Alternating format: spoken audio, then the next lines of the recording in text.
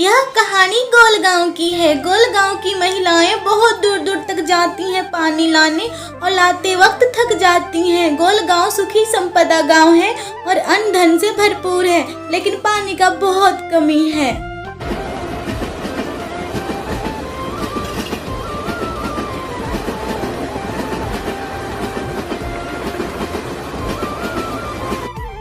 गौरी पानी की तलाश में गोलगांव से शहर आ जाती है, लेकिन वह देखती है कि गोलगांव से भी ज्यादा महंगे पानी शहर में बिकते हैं, बोतल में पैक होके। कोई तो 20 में बेचता तो कोई 25 में बेचता।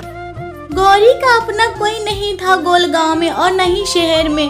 वो तो अनाथ थी, ना ही तो उसके पति थे और न ही उनके बाल बच्चे। वो सोचती है मेरे पूरे गोलगांव ही परिवार है, इसलिए वह पानी के तलाश में शहर आती है। अरे झुनझुन बेटा, क्या तुम गौरी काकी को देखी हो? मैं बहुत दिन से देख रहा हूँ, लेकिन कहीं दिखी नहीं रही है गौरी काकी। मेरे घर में खाना भोजन सारा चीज बच जाता है, उसको मैं दे दे। गोलपुर गाँव वासी को भले ही गौरी अपना परिवार मानती हो, लेकिन गोलपुर वाले गौरी को अनाथ ही मानते हैं और उसे फटे कपड़े देते और बचे खुचे खाना देते। गौरी गांव में नहीं है, इसका कोई परवाह नहीं है किसी। अरे दीदी देखो देखो, बिमला के पति बिमला के लिए पानी ले जा रहे हैं और हमारे पति तो हमें ही पानी लाने को कहेंगे। हमें तो ऐसे ही पति का तलाश है, आप क्या कहती हैं? अब तो हम लोग अपने से तलाश भी नहीं कर सकते हैं पति, क्योंकि जिंदगी भर पानी ही ढोना है। ये तो आप मानती हैं ना दीदी? हाय रे मेरी किस्मत, में अपनी किस्मत पे बहुत। कोई भी महिला गोलपुर में विवाह नहीं करना चाहती थी, लेकिन पैसा बहुत होने के कारण माँ बाप जबरदस्ती में कर देते थे। गौरी का अपना कोई नहीं होने के कारण वह रेलवे स्टेशन में बैठी रहती थी।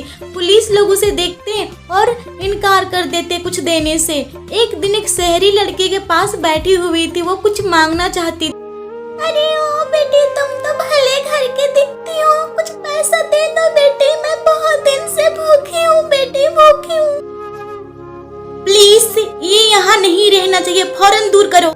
शहरी लड़की के कहने पर पुलिस ने गौरी को रेलवे स्टेशन से बाहर निकाल देता है। गौरी रोती रहती है, गिड़गिड़ाते रहती है, लेकिन कोई भी उसका बात नहीं सुनता है और जंगल की ओर भेज देते हैं। कुछ देर पैदल चलने के बाद गौरी पहुंच जाती है एक जंगल में, जिसमें बहुत बड़ा नदी था। नदी के पानी लहलहा रहा था। यह देख के गौरी रोने लगती है और वह सोचती है एक गाँव है मेरा और एक कैसी माया है, इस जंगल में पानी पीने वाला कोई नहीं है और नदी में लहलहाता हुआ पानी, और मेरे गांव में पानी प्यासे लोग मर रहे हैं। हे भगवान, ये पानी को मेरे गांव तक पहुंचा दो कृपया करके।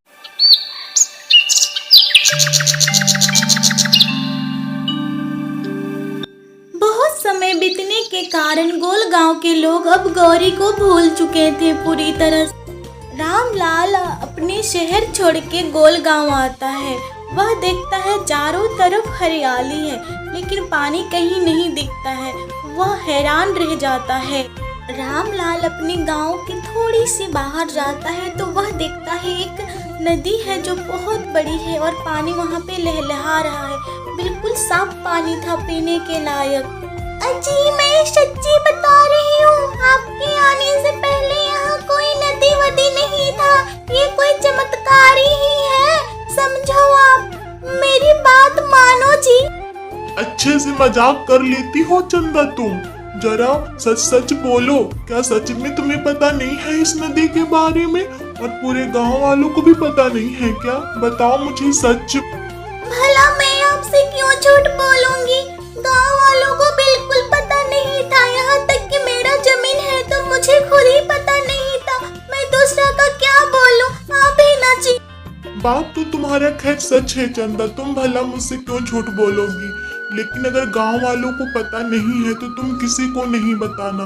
हम यह पानी बेचेंगे चंदा और बहुत अमीर बनेंगे। हे भगवान, ये रामलाल तो अपना पानी को ही बिजनेस बना लिया भाई, बड़ा चतुर निकला। चंदा को देख के नहीं लगता है कि रामलाल ऐसा है।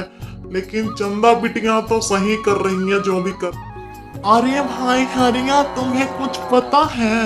वो जो रामलाल है ना, सारा नदी का पानी को पैसों में बेच रहा है। कह रहा है कि मेरा जमीन में नदी है तो पानी भी मेरा हुआ। अब बताओ ये कहाँ का? गोलपुर गांव वासी को यह पता चला कि गोलपुर में एक नदी हुआ है तो यह जान के बहुत लोग खुश हुए, लेकिन यह भी जान के बहुत लोग नाराज हुए कि उसका रामलाल पैसा ले रहा है नदी रामलाल का जमीन में।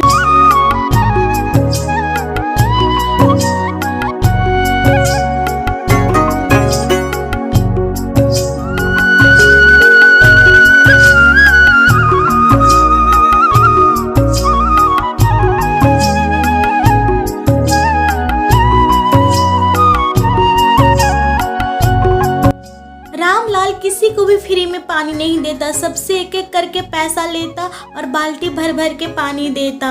एक दिन एक महिला आती है रामलाल के पास। वाह रामलाल वाह, तुम जैसे तो होशियार ये दुनिया में कोई है ही नहीं। गौरी, तुम्हारे कहने से मैं गोलपुर में अपना नदी का आधा पानी भेज चुकी हूँ।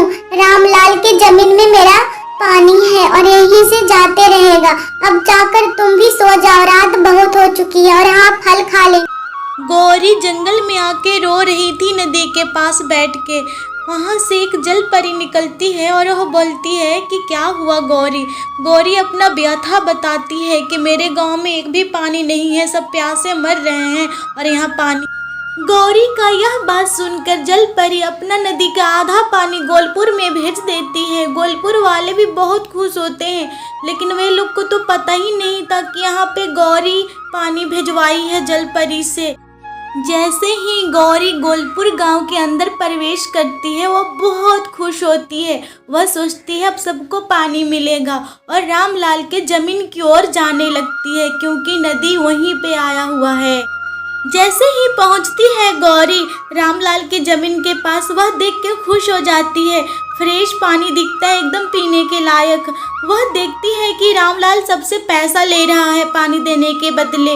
वह रामलाल से कहती है, ये क्या देख रही हूँ मैं, तुम पैसे ले रहे हो रामलाल पानी देने के? नदी ना जल परी की है, उसी की वजह से हमारे गांव में पानी आया है। और तुम ये जो काम कर रहे हो ना, जल परी गुस्सा हो जाएंगे, कृपया करके। गौरी का बहुत मना करने के बावजूद भी रामलाल नहीं मानता है और वह पैसा लेता है सभी लोगों से। जो प्यासे रहते हैं उनसे भी पैसा लेता है। गौरी बोलती है जल परी गुस्सा हो जाएंगे तो पूरा बाढ़ आ जाएगा। थोड़ी ही देर में नदियों की लहर के साथ जल परी वहाँ पे उपस्थित होती है और सारे गांव वाले इकट्ठा होते हैं। यह देख के सारे लोग चौंक जाते हैं और एक दूसरे से बातें करने लगते हैं, क्या भला है कौन। धूर्त रामलाल, कुछ सीखो गौरी से सीखो। ये मुझे यहाँ बुलाकर लाई ताकि तुम लोगों का पेट भर सके, तुम लोग जी खा सको, और तुम लोग यहाँ आ गई मैं तो मेरा कदर नहीं है। तुम्हें तो मैं नहीं छोड़ूंगी रामलाल, मैं तुम्हें बिल्कुल भी नहीं छोड़ूंगी। तुमने पानी को अनादर किया है, तुमने पानी को बेचने के जैसा क्रिया किया है, मैं तुम्हें कैसे छोड़ सकती हूँ रामलाल। हे जल परी, हे जलों की रानी, माफ कर दीजिए रामलाल को, कृपया करके आज के बाद ऐसा काम नहीं करेगा। बोलो ना रामलाल, क्यों डरे हो? बोलो, ये मेरी जल परी है रामलाल।